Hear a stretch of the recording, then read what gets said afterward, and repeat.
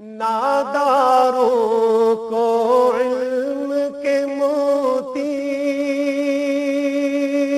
آقا نے انمول دیے۔ الحمدللہ رب العالمین والصلاة والسلام علی رسولہ الکریم، اما بعد، رب اشرح لی صدری ویسر لی امری واحلل عقدۃ من لسانی یفقہوا قولی، فاعوذ باللہ من الشیطان الرجیم، بسم اللہ الرحمن الرحیم۔ السلام علیکم بچوں، آج جو ہم حدیث پڑھیں گے اس کا موضوع ہے والدین کی خدمت کر کے جنت کا حصول، یعنی والدین کی خدمت میں ہی جنت کا حصول ہے۔ بچوں، اس حدیث کے راوی حضرت عبداللہ بن مسعود ہیں۔ حضرت عبداللہ بن مسعود اسلام قبول کرنے والوں میں سبقت کر جانے والے ہیں، اور ان سے بہت ساری احادیث مروی ہیں۔ عابد بھی تھے، زاہد تھے اور فقیہ بھی تھے۔ آپ رضی اللہ عنہ نے 60 سال کی عمر پائی اور دور خلافت حضرت عثمان رضی اللہ عنہ میں انتقال فرمایا۔ ان کا یہ قول ہے کہ اللہ کی ملاقات کے بغیر مومن کو چین نہیں آ سکتا، اور جس کا چین اور راحت اللہ کی ملاقات میں ہے تو سمجھ لو کہ پھر اس کا انجام کیا ہوگا۔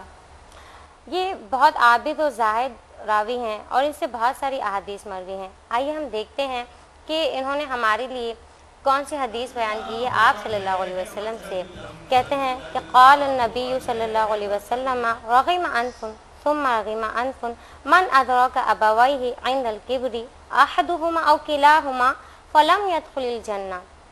آپ صلی اللہ علیہ وسلم نے فرمایا، رغم انفن کا لغت میں تو مطلب یہ ہے کہ غبار آلود ہو اس شخص کی ناک، لیکن یہاں اس کے اصطلاحی معنی یہ ہیں کہ وہ ذلیل و رسوا ہو وہ شخص کہ جو اپنے ماں باپ کو بڑھاپے کے وقت پائے، دونوں کو یا ان میں سے کسی ایک کو، پھر بھی وہ جنت میں جانے کا مستحق نہ ٹھہرائے یا نہ قرار پائے۔ اس حدیث کے ہم لفظی معنی پڑھتے ہیں، اس کے بعد ہم اس کی تشریح پڑھیں گے۔ آپ دیکھیے اس کے لفظی معنی۔ سب سے پہلے تو ہے رغیمہ، یعنی غبار آلود ہو، انفن ناک، ثم پھر رغیمہ غبار آلود ہو، انفن ناک، من جو ادرکا پائے، ابویہ اپنے دونوں والدین کو، عند الوقت کبری بڑھاپے، احدہما ان میں سے ایک، او یا کلاہما دونوں، فلم پس نہیں، یدخل وہ داخل ہو، جنہ جنت میں۔ اس حدیث کا با محاورہ ترجمہ یہ ہے کہ غبار آلود ہو جائے اس کی ناک، پھر غبار آلود ہو جائے، جو بڑھاپے کے وقت اپنے دونوں ماں باپ کو یا ان میں سے کسی ایک کو پائے اور پھر بھی جنت میں جانے کا مستحق نہ قرار پائے۔ اب ہم اس حدیث کو سمجھنے کی کوشش کرتے ہیں، یعنی اس کی تشریح پڑھتے ہیں۔ ہم دیکھتے ہیں کہ اللہ تعالیٰ نے دنیا میں بے شمار نعمتیں ہمارے لیے پیدا کی۔ سب سے بڑی نعمت تو اس کی یہ ہے کہ اس نے ہمیں انسان بنایا۔ اس رب کا بہت احسان و شکر ہے کہ اس نے ہمیں انسان بنایا۔ یہی نہیں کہ انسان بنایا اور اس کو چھوڑ دیا، بلکہ اس کے لیے بے شمار نعمتیں بھی پیدا کی۔ ہم اپنے آس پاس دیکھتے ہیں تو ہم دیکھتے ہیں کہ اللہ تعالیٰ نے ہمارے لیے بے شمار نعمتیں پیدا کی ہیں، اور ان نعمتوں سے ہمارے لیے بہت سے فائدے بھی ہیں اور سبق بھی ہے۔ دیکھیے، ہم جب سبزہ دیکھتے ہیں یا سبزے کی طرف جاتے ہیں، یہ لہلہاتے درخت، تو ہمیں کتنا سکون محسوس ہوتا ہے، ایک پرسکون سی راحت دل میں محسوس ہونے لگتی ہے۔ اسی طریقے سے اگر ہم دریا یا سمندر کے کنارے جاتے ہیں تو وہاں کی ہوا اور وہاں کا جو پانی ہے اس سے بھی ہمیں سکون اور راحت محسوس ہوتی ہے۔ اور اگر ہم کبھی پہاڑوں پر چلے جائیں تو وہاں بھی ہمیں بہت سکون محسوس ہوتا ہے۔ اسی طریقے سے جب ہم آسمان کی طرف دیکھتے ہیں تو ہمیں کتنی طمانینت محسوس ہوتی ہے ان چمکتے تاروں کو دیکھ کر، چاند کو دیکھ کر۔ یہ سب کیوں ہے؟ یہ سب اس لیے ہے کہ اللہ تعالیٰ کی جو تمام نعمتیں ہیں یہ بھی اپنے حدوں میں رہ کر، اپنی حدود میں رہ کر کام کر رہی ہیں، ہمارے لیے فائدہ پہنچا رہی ہیں۔ اب ہمارے لیے ان میں سبق کیا ہے کہ اگر ہم کبھی دریا یا سمندر کے کنارے جائیں اور وہ لہریں اپنی حدیں توڑ کر ہماری طرف آنے لگیں، خشکی کی طرف آنے لگیں، تو وہ جو سکون اور راحت تھی وہ ایک بے چینی اور خوف میں بدل جاتا ہے۔ اگر یہ پہاڑ ہلنا شروع ہو جائیں، اسی طریقے سے اگر یہ درخت چلنا شروع کر دیں تو ہمیں کتنا خوف محسوس ہوگا۔ اور اگر ہم یہ سوچیں کہ جو آسمان پر چمکتے ہوئے تارے ہیں یہ ٹوٹ کر گرنا شروع ہو جائیں تب بھی کتنا خوف محسوس ہوگا۔ یہ سوچ کر ہی ہماری کیا فیلنگز ہو جائیں گی اور ہم کتنے خوفزدہ ہو جائیں گے۔ اور یہ سب کیوں ہے؟ یہ سب اللہ تعالیٰ کی حدود میں رہ کر یہ کام ہو رہا ہے۔ یہ جو نعمتیں ہمارے لیے سکون اور راحت کا باعث ہیں تو یہ اس لیے ہیں کہ یہ اللہ تعالیٰ کی حدود میں رہ کر سب کام ہو رہا ہے۔ لیکن ہم نے سے یہ سبق لیا کہ اگر یہ نعمتیں اپنی حدود کو پار کر لیں تو اس سے کیا ہوگا کہ ہم سب جتنے سکون میں ہوں گے، جو ہماری راحت و اطمینان ہے وہ سب غارت ہو کر رہ جائے گا۔ اسی طریقے سے انسان کو بھی یہی اس میں سے سبق ملتا ہے کہ تم بھی اپنی حدود میں رہو، یعنی جب تک انسان اپنی حد میں رہتا ہے، یعنی جتنے احکامات اللہ تعالیٰ نے اس کو بتائے ہیں اس حد میں رہ کر وہ کام کرتا ہے تو کیا ہوتا ہے کہ سب ٹھیک چلتا رہتا ہے۔ لیکن جیسے ہی کوئی انسان اللہ تعالیٰ کی حدود کو کراس کرنے کی کوشش کرتا ہے تو وہ دوسروں کے لیے باعث تکلیف اور اذیت بن جاتا ہے۔ ہم دیکھتے ہیں کہ چور اور ڈاکو بھی تو ایک انسان ہے نا، ان سے لوگ کیوں خوف کھاتے ہیں، ان سے لوگ کیوں ڈرتے ہیں؟ اس لیے ڈرتے ہیں کہ وہ اپنی حدود کراس کر چکے ہیں، اس لیے لوگ ان سے خوف زدہ ہوتے ہیں۔ اور بعض اوقات ہم دیکھتے ہیں کہ ایک عام فہم انسان جو بظاہر ایسا نہیں لگتا لیکن ان سے بھی لوگ ڈرتے ہیں، اس لیے کہ وہ بھی ایسا ہوتا ہے جو اپنی حد کو کراس کر دیتا ہے۔ لیکن ہمیں اپنی حد میں کیسے رہنا ہے؟ ہمیں یہ دیکھنا ہے کہ اللہ تعالیٰ اپنے بندوں کے حق کو ادا کرنے کا حکم دیتے ہیں۔ سب سے پہلا حق ہم دیکھتے ہیں کہ حقوق العباد میں کن کا ہے؟ سب سے پہلا حق والدین کا ہے۔ حقوق العباد میں اللہ تعالیٰ نے اپنی عبادت کے بعد جس ہستی کا احترام اور جن کی خدمت کرنے کا حکم دیا ہے وہ ہمارے ماں باپ ہیں۔ اور اکثر آج کل کے دور میں ہم دیکھتے ہیں کہ اکثر ماں باپ شکایت کرتے نظر آتے ہیں، اور وہ کیا شکایت ہوتی ہے کہ ہمارے بچے ہمارا کہنا نہیں مانتے ہیں۔ وہ کیوں یہ شکایت کرتے ہیں؟ اس لیے کہ واقعی ایسا ہے کہ آج کل ہم اپنے ماں باپ کا کہنا نہیں مانتے۔ ہم ایسا کیوں کرتے ہیں کہ ان کو ہم سے یہ شکایت پیدا ہو جاتی ہے کہ ہمارے بچے ہمارا کہنا نہیں مانتے ہیں، جبکہ دیکھیے اس حدیث میں آپ صلی اللہ علیہ وسلم نے یہی فرمایا ہے کہ وہ شخص کتنا بد نصیب ہے جو اپنے دونوں ماں باپ کو یا ان میں سے ایک کو بڑھاپے کے وقت پاتا ہے اور پھر بھی جنت میں جانے کا مستحق نہیں قرار ٹھہراتا۔ یعنی دیکھیے کہ اگر وہ ان کی اطاعت کرے گا، ان کی خدمت گزاری کرے گا تب ہی وہ جنت میں جائے گا، ورنہ نہیں جائے گا۔ تو وہ تو اس کی بد نصیبی ہے کہ وہ ماں باپ کو پاتا ہے پھر بھی جنت میں جانے کا مستحق نہیں قرار پاتا ہے۔ اور خاص طور پر اس وقت جب کہ وہ بڑھاپے میں ہوں، ان کو تو اس وقت زیادہ ضرورت ہوتی ہے۔ ہم سب ایک اچھی کمپنی کو چاہتے ہیں، ہم سب اچھی کمپنی چاہتے ہیں، ہم چاہتے ہیں کہ ہمارے ساتھ کوئی بات کرنے والا ہو۔ اسی طریقے سے ہمارے والدین بھی چاہتے ہیں، اور وہ اس وقت جب کہ وہ بڑھاپے میں ہوں۔ اسی لیے اس حدیث مبارک میں یہ کہا گیا کہ ماں باپ کی خدمت کرو کہ جب وہ بڑھاپے میں ہوں۔ اور اللہ تعالیٰ نے بھی کہا ہے کہ تم اگر میری نافرمانیاں کرو گے اور تم معافی مانگو گے تو میں تو تمہیں معاف کر دوں گا۔ لیکن اگر کوئی شخص اپنے والدین کی نافرمانی کرتا ہے تو اللہ تعالیٰ اسے معاف نہیں کرتے حتیٰ کہ اس کے والدین اس کو معاف نہ کر دیں۔ بہت ساری احادیث میں آپ صلی اللہ علیہ وسلم نے ماں باپ کو جنت میں جانے کا ذریعہ قرار دیا ہے۔ آپ صلی اللہ علیہ وسلم نے ایک مرتبہ کہا کہ تمہارے ماں باپ ہی تمہاری جنت ہیں اور تمہارے ماں باپ ہی تمہاری جہنم ہیں۔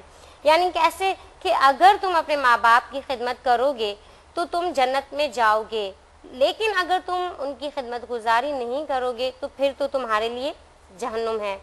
اس کے علاوہ آپ صلی اللہ علیہ وسلم کی اور بہت احادیث ہیں۔ قرآن پاک میں اللہ تعالیٰ کہتے ہیں وَبِالْوَالِدَيْنِ احسانا، اور اپنے والدین کے ساتھ حسن سلوک کرو۔ یعنی تمام انسانوں میں سب سے زیادہ اگر تمہارے حسن سلوک کے کوئی مستحق ہیں تو وہ تمہارے والدین ہیں۔ حدیث ہے کہ آپ صلی اللہ علیہ وسلم نے ایک مرتبہ صحابہ کرام سے فرمایا کہ تمہیں پتہ ہے کہ اللہ تعالیٰ کے ہاں سب سے زیادہ محبوب کام کون سے ہیں، یعنی اللہ تعالیٰ کو وہ کام کون سے ہیں جو بہت زیادہ پسند ہیں؟ پھر آپ صلی اللہ علیہ وسلم نے کہا کہ اللہ تعالیٰ کو یہ عمل سب سے زیادہ پسند ہے کہ وہ نماز جو وقت پر پڑھی جائے، اور اس کے بعد فرمایا کہ تم اپنے والدین کی خدمت گزاری کرو، والدین کا حق، اور اس کے بعد جہاد۔ اب دیکھیے کہ جہاد جیسی عظیم نعمت بھی جو ہے، جبکہ ہم سب کو پتہ ہے کہ جو شخص جہاد کرتا ہے اور شہید ہوتا ہے تو اللہ تعالیٰ اس کو فوراً جنت میں داخل کر دیتے ہیں، یعنی اس سے کوئی حساب کتاب نہیں ہوتا ہے، لیکن اس میں والدین کی خدمت کو اس کے اوپر مقدم رکھا گیا کہ جو شخص والدین کی خدمت کرتا ہے وہ پہلے ہے، جو جہاد میں جاتا ہے وہ بعد میں ہے۔ اسی طریقے سے ایک شخص آپ صلی اللہ علیہ وسلم کے پاس ایک مرتبہ آیا ہجرت کی بیعت کرنے کے لیے، تو آپ صلی اللہ علیہ وسلم نے ان سے کہا کہ کیا آپ کے ماں باپ ہیں؟ تو انہوں نے کہا جی اللہ کے نبی۔ تو آپ صلی اللہ علیہ وسلم نے کہا کہ جاؤ ان کی خدمت کرو، کیونکہ ماں باپ کی خدمت تمہارے لیے ہجرت سے زیادہ ہے۔ اب دیکھیے ہجرت جیسا عظیم عمل بھی ماں باپ کی خدمت کے بغیر ادھورا ہے۔ حضرت انس رضی اللہ عنہ کی سے روایت کردہ ایک حدیث ہے کہ آپ صلی اللہ علیہ وسلم نے فرمایا کہ جو شخص چاہتا ہے کہ اس کی عمر دراز ہو اور اس کی مال و دولت میں اضافہ ہو تو وہ اس کو چاہیے کہ وہ اپنے ماں باپ کی خدمت گزاری کرے۔ دیکھیے کہ آج ہم دیکھتے ہیں ہر شخص یہ چاہتا ہے کہ میری عمر دراز ہو یا میرے مال و متاع میں اضافہ ہو۔ اب دیکھیے کہ جنت تو ہے ہی ان لوگوں کے لیے جو ماں باپ کی خدمت کرتے ہیں، لیکن یہاں یہ بھی کہا گیا کہ تمہاری عمر بھی دراز ہوگی، اور دوسری بات کیا ہے کہ تمہارا مال و متاع جو ہے اس میں بھی اضافہ ہوگا، یعنی ماں باپ کی خدمت کر کے ہم اپنی دنیا بھی جنت بنا سکتے ہیں۔ ایک اور حدیث ہے، آپ صلی اللہ علیہ وسلم نے کہا کہ اپنے ماں باپ کی خدمت کرو اور ماں باپ کو نہ ستاؤ، کیونکہ جو اولاد اپنے ماں باپ کے ساتھ نیک سلوک کرے گی تو تمہاری اولاد بھی جو ہے نیک ہوگی۔ اگر تم نے اپنے ماں باپ کے ساتھ نیک سلوک نہیں کیا تو تمہاری اولاد بھی تمہیں ستائے گی۔ آج تم اپنے ماں باپ کو ستاؤ گے، کل تمہیں تمہاری اولاد ستائے گی۔ اور آپ صلی اللہ علیہ وسلم نے ایک مرتبہ یہ بھی کہا کہ بہت سارے اعمال ایسے ہیں کہ جن کا بدلہ ہمیں آخرت میں، قبر میں، یا ہمیں اللہ تعالیٰ کے ہاں مرنے کے بعد ملے گا، یعنی گناہوں کی سزا۔ لیکن ایک گناہ ایسا ہے کہ اگر وہ ہم کرتے ہیں تو اس کی سزا دنیا میں ہی مل جاتی ہے، اور وہ کیا ہے؟ وہ گناہ یہ ہے کہ ماں باپ کو ستانا، ماں باپ کو تنگ کرنا۔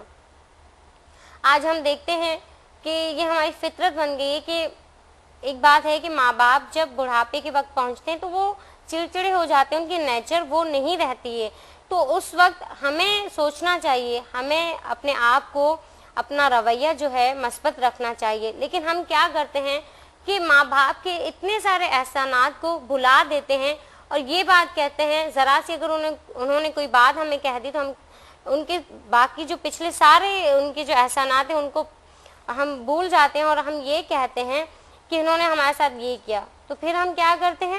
شکوہ کرتے ہیں۔ شکر، یہاں ہمیں شکر کرنا چاہیے، اور شکر کے معنی در حقیقت کیا ہے کہ ہمیں پورا نہ ملنا، یعنی جتنا ہمارا حق ہے وہ نہ ملنا، پھر بھی شکر کرنا۔ اور شکر کا اپوزٹ کیا ہے؟ شکر کی ضد کیا ہے؟ شکوہ ہے، کہ ہم شکوہ کریں، اور ہم اپنے ماں باپ سے شکوہ کرتے ہوئے اچھے لگیں گے، اور اکثر لوگ کرتے ہیں، کہتے ہیں کہ ہمارے ماں باپ نے ہمارے ساتھ اچھا نہیں کیا ہے، ذرا سی ان کی بات کو ہم لے کر بیٹھ جاتے ہیں، اور ان کی وہ ساری باتیں جو انہوں نے ہم پر احسانات کیے ہیں وہ سب ہم بھول جاتے ہیں۔ ہم اس بات کو یاد رکھیں کہ جب ہم پیدا ہوئے تھے ہماری ماں نے ہمارے لیے کتنی مشقت جھیلی ہوگی، اور اسی طریقے سے باپ نے بھی کتنی مشقت سے، کتنی محنت سے ہمیں پالا ہوگا ان دونوں نے۔ یہ اندازہ ہمیں کب ہوگا؟ آپ صلی اللہ علیہ وسلم نے کہا کہ جب تمہاری اولاد ہوگی اور وہ تمہیں ستائے گی تب تمہیں اپنے ماں باپ کا احساس ہوگا، لیکن آج ایسا نہیں ہوتا ہے۔ ہم یہ بات کیوں نہیں سوچتے ہیں؟ ایک حدیث میں تو آپ صلی اللہ علیہ وسلم نے یہاں تک کہا ہے کہ جو شخص اپنے ماں باپ سے ملنے جاتا ہے، اب یہاں پر آپ لوگ یہ سوچ رہے ہوں گے کہ ملنے کیسے؟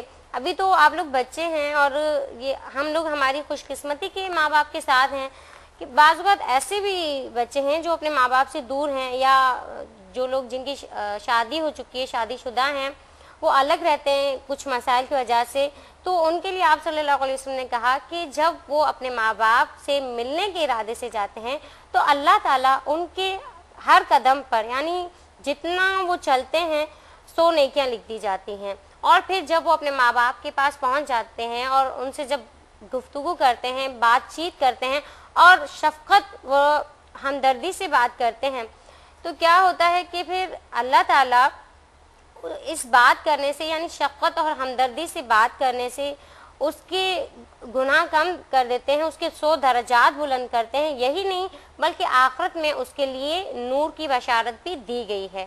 دیکھیے کتنا بڑا اجر ہے.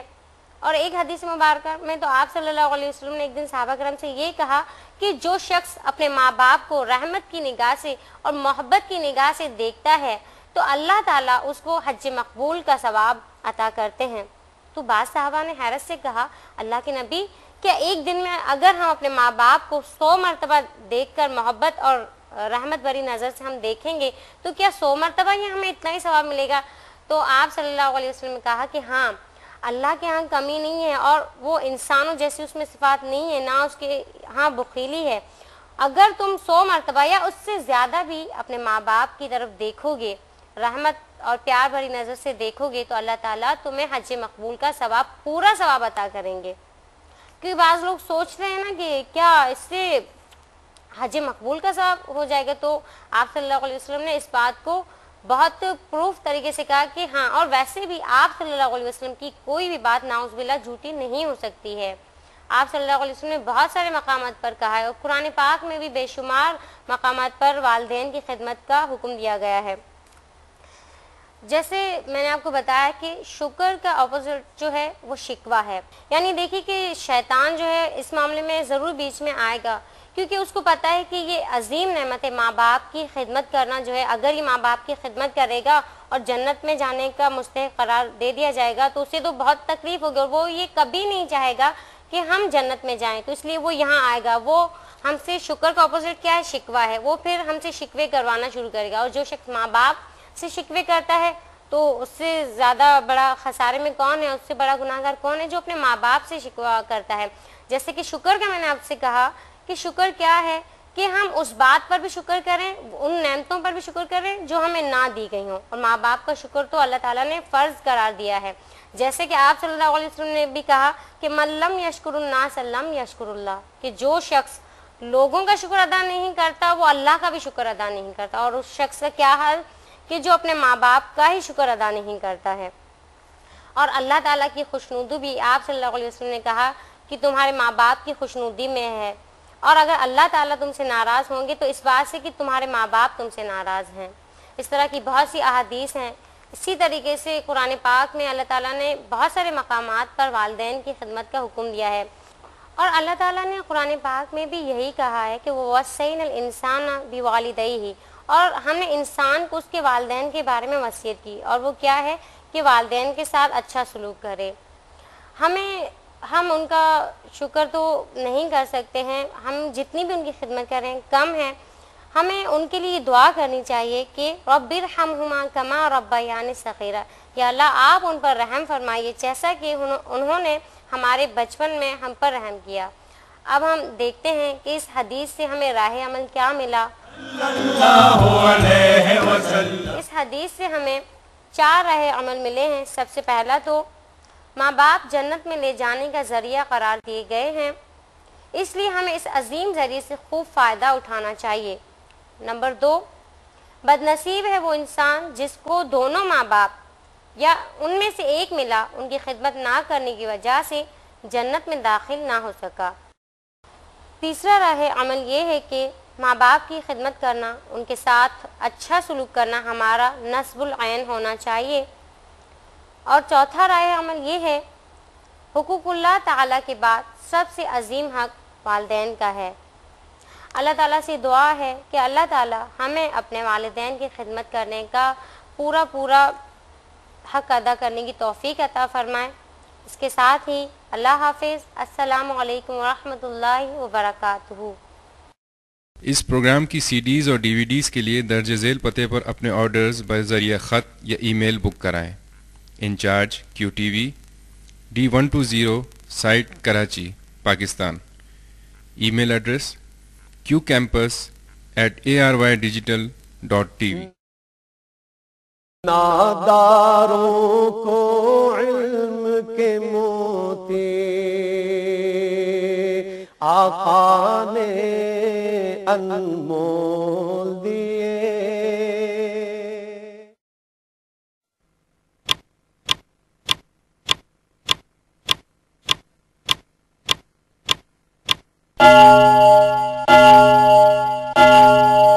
غافل تجھے گھڑیال یہ دیتا ہے منادی، گردوں نے گھڑی عمر کی ایک اور گھٹا دی.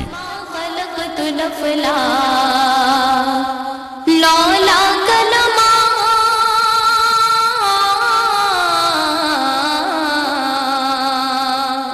لولا کلمہ خلقت الافلا لولا کلمہ خلقت الافلا